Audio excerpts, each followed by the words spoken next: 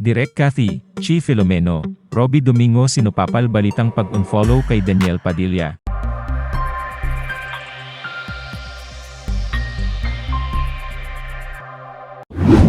Sinaway ng box office director na si Cathy Garcia Sampana ang mga kumakalat na espekulasyong inunfollow niya ang Instagram account ni Daniel Padilla. Usap-usapan ang unfollowing umano ng mga kaibigan ni Catherine Bernardo sa jowang si Daniel at sa kapamilya star na nauugnay sa kanilang relasyon na si Andrea Brillantes. Si ni Direk Cathy, umpisa pa lang, hindi na siya nakafollow kay DJ. Ni hindi.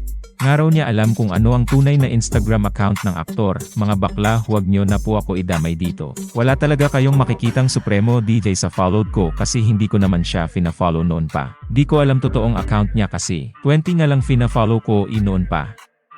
Kaya huwag na po nating gawing issue, wala nga akong alam inang kupo. Nagbigay din ng pahayag si kapamilya host Robby Domingo tungkol sa kumakalat na in-unfollow niya sina Daniel Padilla at Andrea Brillantes.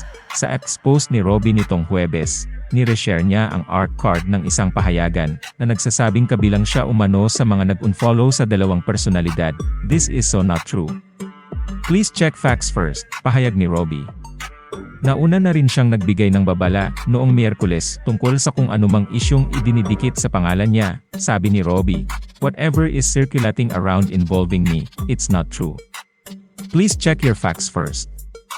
Sinupalpal naman ni Chi Filomeno ang isang fan ng Katniel dahil ito daw umano ang pasimuno ng pagpapakalat ng fake news patungkol sa pag-unfollow nila sa Instagram account ni Daniel Padilla.